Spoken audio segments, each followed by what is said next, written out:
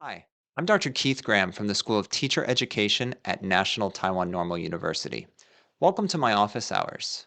Today's question is about language objectives in Taiwanese bilingual classes. The teacher asks, I learned about writing language objectives in a bilingual teacher training course, but my colleague says we no longer need language objectives.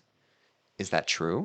Well, the short answer to this question is yes, it is true. But it isn't that simple. The rationale for this is that, unlike in Europe, where they practice content and language integrated learning, often known as CLIL, the current trend in bilingual schools in Taiwan is to focus exclusively on content, rather than balancing content and language. Instead of providing explicit instruction in language, as would be done in CLIL, bilingual teachers in Taiwan are simply tasked with providing opportunities for exposure to English in their content classrooms. To understand this distinction, it may be helpful to refer to a framework by Paul Nation called the Four Strands. This framework is helpful for understanding when language objectives are appropriate in the bilingual classroom. The four strands are meaning-focused input, meaning-focused output, language-focused learning, and fluency development. Language objectives are most applicable to the strand called language-focused learning.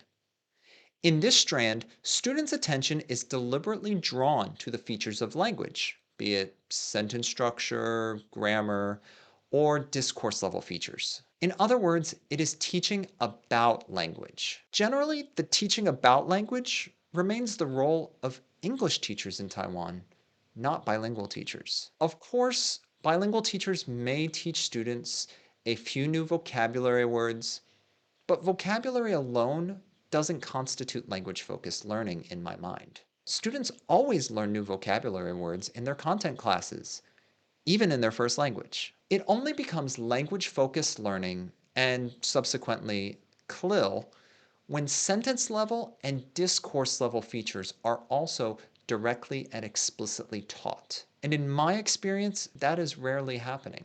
So if we're not doing language-focused learning, then having teachers write language objectives serves no real purpose. Does that mean bilingual teachers ignore language altogether? Well, no. Though bilingual teachers may not do language-focused learning in their content classes, they should be facilitating the other three strands: meaning-focused input, meaning-focused output, and fluency practice.